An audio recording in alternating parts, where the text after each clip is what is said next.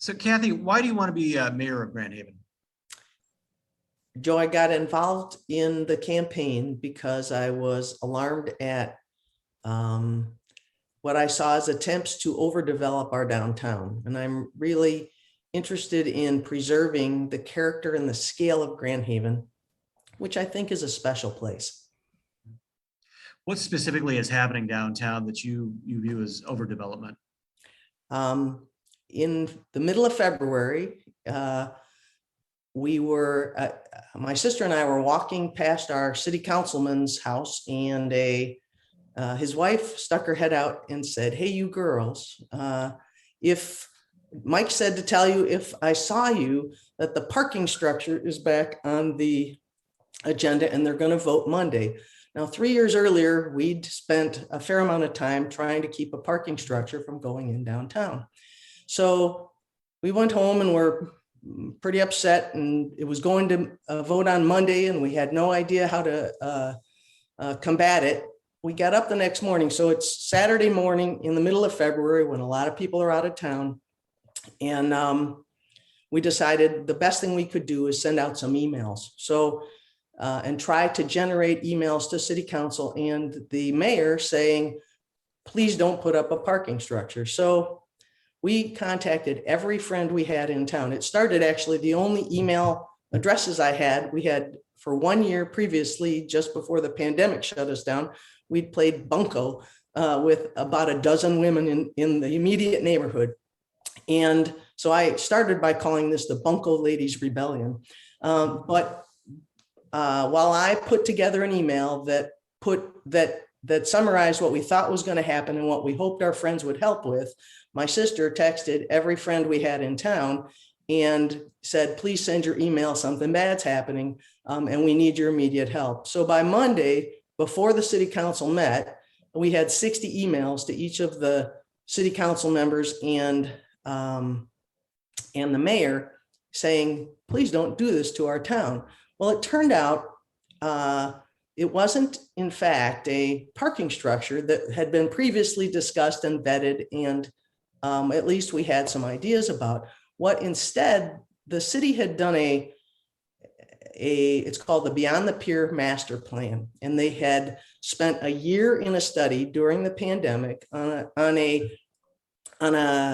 study that was supposed to decide what to do with the north end of our riverfront, because about a year earlier, a bank of shops at Chinook Pier were taken down, owned by the city, taken down because of mold. So it left an opportunity to decide, for the town to decide, what do we do with the riverfront? So they put together a study group with a professional consultant. We paid the professional consultant $61,000 on the front end, and they did what I would consider an extraordinarily biased survey. And out of that survey, they reported out that overwhelmingly the people of Grand Haven supported developing on our downtown parking lots. So what the plan called for and what was being pushed for a vote that Monday night without any notice to anybody in town was converting 5 of our downtown public parking lots into privately operated multi-story buildings through public-private partnerships and 30-year leases that the city doesn't have authority for, but was seeking authority for.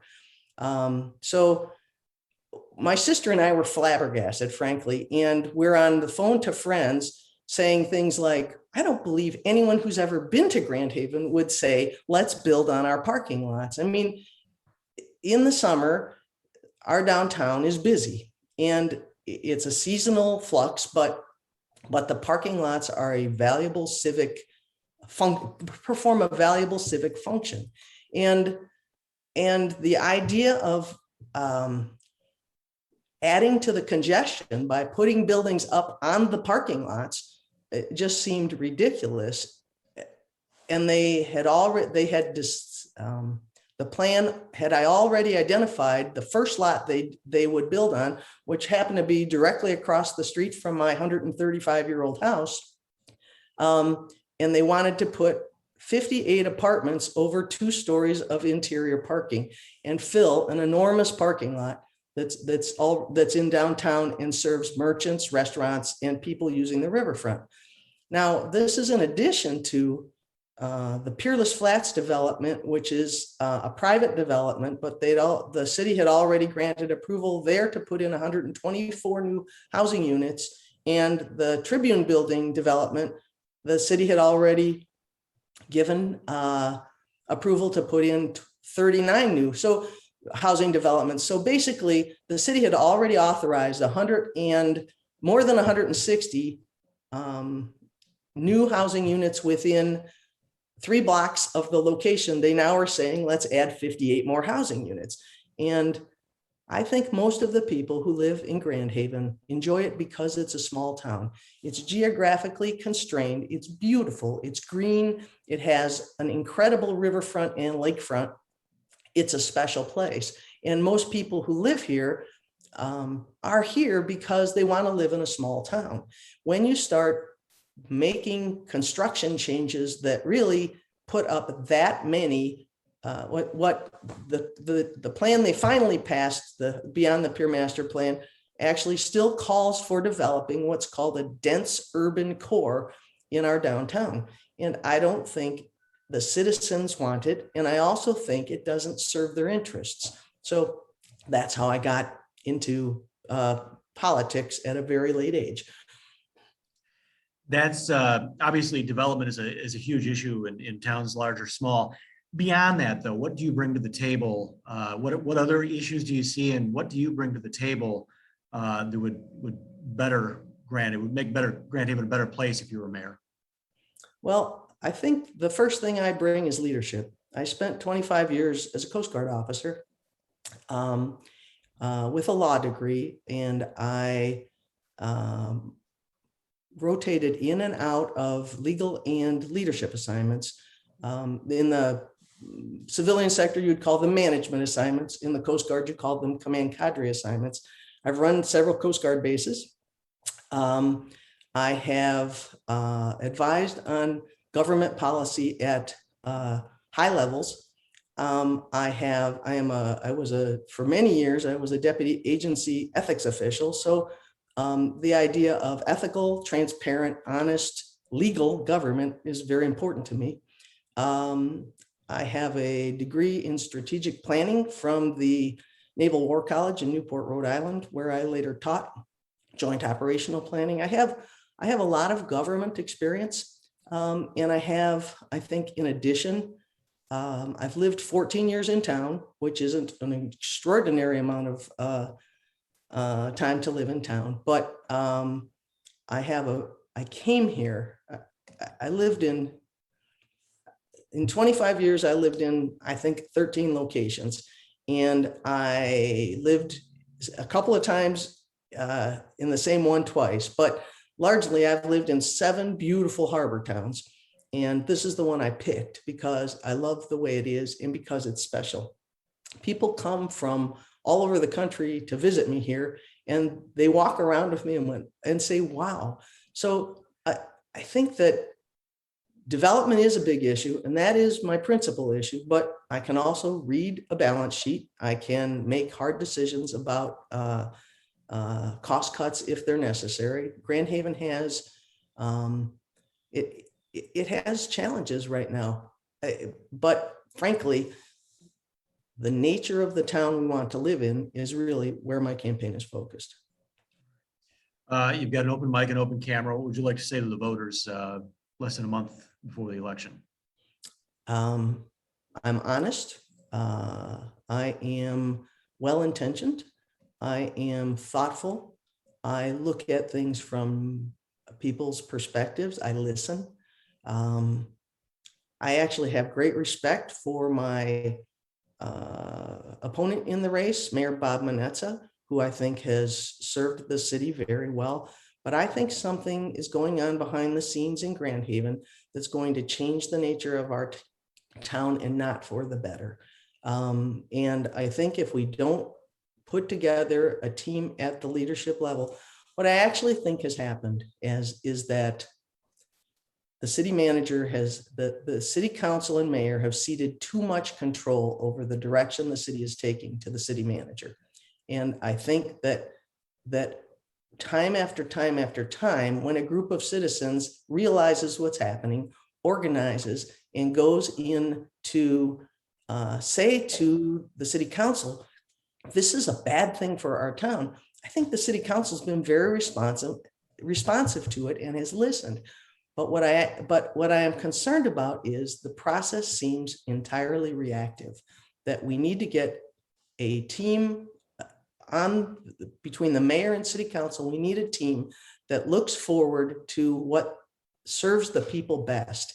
And I really think development is not the right answer for our town, particularly multi-story development, particularly public-private partnerships.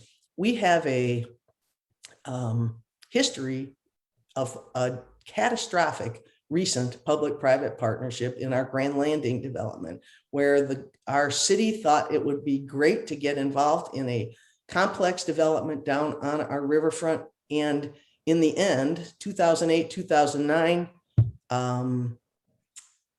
economic crunch came. The developer went bankrupt and the city taxpayers were left holding their $15 million in debt. We just finished paying that off. So when the city is now talking about going into 30-year leases, the parking lot leases seem to be have gone the way of the wicked, because I guess the part I didn't tell you was, it turns out the survey that the consultant we paid said overwhelmingly favored developing on the parking lots. She had the consultants had misread the survey. They didn't understand how their survey tool worked, and they'd inverted the results. So rather than being by far the overwhelming favorite place to develop on our parking lots, which at the time the people have spoken from the city staff's perspective. The people have spoken, and it's dispositive on the subject. As soon as it became clear that that wasn't what the survey said, the survey actually said that's the least favorite place for, or least relevant place for people, for the city to develop. As soon as that was outed by a vigilant citizen who got down into the appendices, and she's a local innkeeper with an economics degree and a minor in statistics. And she called us and said, you guys, she's a friend, and she said, they've misreported the results. The people don't want to develop on the parking lots. So the parking lots, I think at this point, not long-term, but I think at this point are safe. But we still have a process by which we've decided to put large buildings on our riverfront, when the survey they used to decide what to do with the riverfront never left no development as an option. So it's a biased, you start with a biased survey, you get a biased study. And I think that's what happened in Beyond the Pier. But I think overall, what I would like to say is the character and scale of our town is special, and we need to protect it. Where private developers want to develop, they should not get exemptions from our zoning, and they should follow our rules. And that's pretty much my message. All right.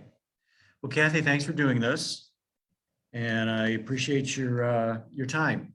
Thank you, Joe. I appreciate it as well. Goodbye. Bye.